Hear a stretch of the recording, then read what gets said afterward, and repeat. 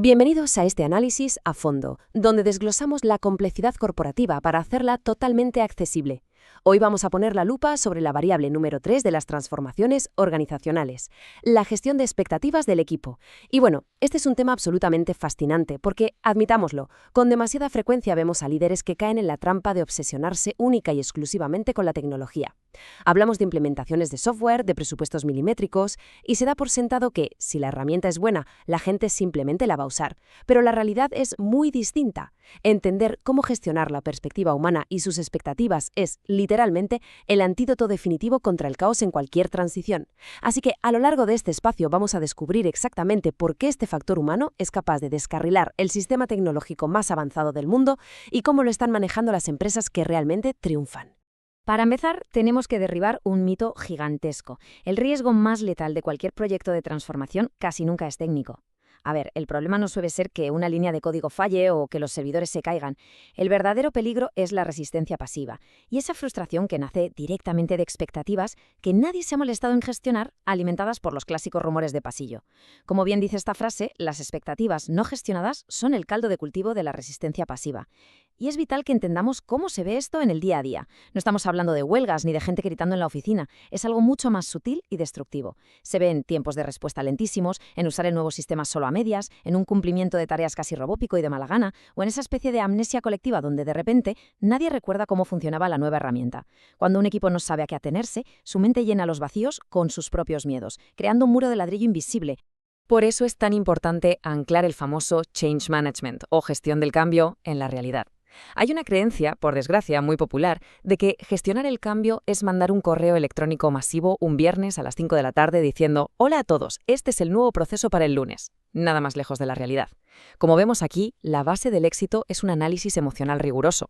Se trata de construir una narrativa sólida y entender de verdad, a nivel humano, cómo percibe la gente esa transformación. El objetivo no es solo dar información, es reducir esa fricción emocional para que la herramienta realmente se use a largo plazo. Si ignoramos la parte emocional, cualquier adopción es solo un espejismo temporal. Y para desgranar todo esto, vamos a seguir una hoja de ruta muy clara en 6 pasos. El desafío del cambio, cómo detectar temores, la definición del alcance, la comunicación, la evolución de los roles y, por supuesto, el impacto final. Entremos de lleno en el punto 1, el inmenso desafío que supone navegar por este terreno emocional. Fijaos en esta barbaridad de cifra. El peso que tiene esta variable en el éxito de una transformación es de un abrumador 25%. Sí, una cuarta parte de que el proyecto triunfe o se hunda recae única y exclusivamente en la psicología del equipo. Pensemos un momento en lo que hay en el otro 75%. Infraestructura, presupuestos millonarios, desarrollos técnicos. Esto significa que una compañía puede lanzar un software perfecto, sin un solo error de código, cumpliendo el presupuesto al céntimo, y aún así, si ignoran este 25% humano, el proyecto se va a pique sin remedio. Irónicamente, la tecnología suele ser la parte fácil. El verdadero rompecabezas es alinear las expectativas de las personas. Pasamos al punto 2. ¿Por qué es absolutamente crucial detectar los temores antes de que cristalicen en rumores tóxicos? Aquí el detalle clave está en saber diferenciar los dos niveles de preocupación que coexisten en cualquier empresa. Por un lado tenemos los temores explícitos, los superficiales, esa queja típica de la máquina de café. Es que la nueva interfaz es muy rara. O es que este bot me va a quitar mis tareas del día a día. Pero ojo, porque la batalla real se libra mucho más abajo, en los temores implícitos. Estos son oscuros, profundos y casi nunca se dicen en voz alta en una reunión. Hablamos del pánico absoluto a perder el estatus. Imaginemos a ese compañero que lleva 10 años siendo el gran experto al que todos acuden cuando se cuelga el sistema antiguo. Si metemos un sistema automatizado nuevo, su estatus de salvador se esfuma de un plumazo.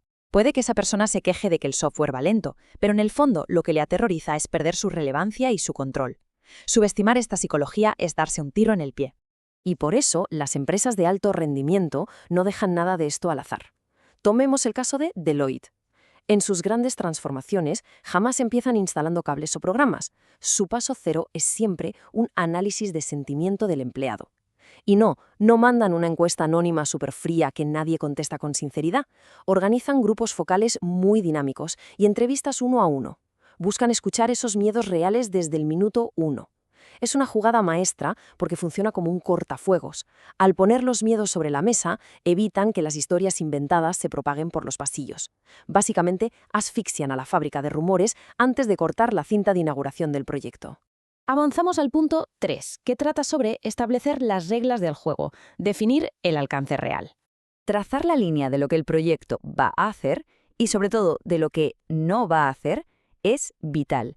Y la razón es simple: el peligro mortal de prometer cosas imposibles. Si no dejamos claro lo que se queda fuera del alcance, la imaginación colectiva vuela. De repente la gente cree que el nuevo sistema va a automatizar todo el trabajo aburrido por arte de magia desde el día 1. Y claro, cuando llega la primera fase y ven que solo se automatiza un 10%, ¡boom!, la confianza se hace añicos y el proyecto entero se tacha de fracaso. Hay que ser dolorosamente sinceros sobre lo que no va a pasar, cortando de raíz las falsas esperanzas sobre subidas de sueldo o cambios de departamento. Que todo el mundo pise el mismo suelo de realidad es la única forma de blindar el proyecto. Un ejemplo fantástico de esto es cómo IBM maneja los proyectos de inteligencia artificial. Antes de lanzar campanas al vuelo con grandes anuncios, marcan los límites de forma cristalina. Un mensaje tan sencillo como: a ver, el bot va a hacer el trabajo pesado de cargar los datos, pero la validación y la toma de decisiones seguirá siendo 100% humana. Con una sola frase, eliminan meses de ansiedad, se evitan malentendidos y se genera un alivio tremendo en la plantilla. Todo el mundo entiende dónde acaba el trabajo del algoritmo y dónde empieza su propio valor, que sigue siendo indispensable. Y esto nos lleva directamente al cuarto punto, la necesidad de una comunicación que sea a la vez hiperenfocada y continua. Está comprobadísimo que el típico mensaje genérico de café para todos es un desastre. Hay que usar una matriz de audiencias. Esto garantiza que cada departamento reciba la información que realmente impacta en su rutina.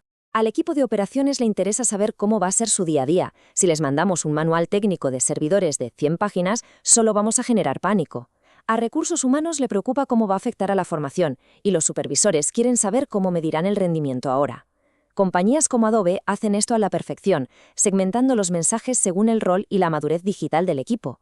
Al ajustar el tono, evitamos saturar a la gente y construimos confianza pura y dura. Pero claro, segmentar no sirve de nada si se hace una sola vez. Crear rituales de comunicación es innegociable. Hablamos de reuniones rápidas semanales o boletines mensuales donde se dice abiertamente: esto es lo que hemos logrado y esto es lo que nos falta. El peor enemigo del cambio es el silencio. Cuando los líderes no dicen nada, la mente humana por naturaleza se pone en lo peor. Si hay semanas de silencio porque los técnicos están picando código, el equipo automáticamente asume que todo ha fallado, que la herramienta es inservible o que van a rodar cabezas. Mantener un flujo de información constante y predecible es lo único que frena en seco esa especulación. Vamos con el quinto punto, un aspecto sumamente delicado: la evolución de los roles y responsabilidades. Llevados a este punto, hay que coger al equipo de la mano y guiarles paso a paso por su nueva realidad. Primero, máxima honestidad sobre qué tareas repetitivas van a desaparecer. Segundo, definir las nuevas funciones con precisión quirúrgica. Pero atención al tercer paso, porque es el más crítico con diferencia: establecer nuevas métricas para evaluar el rendimiento.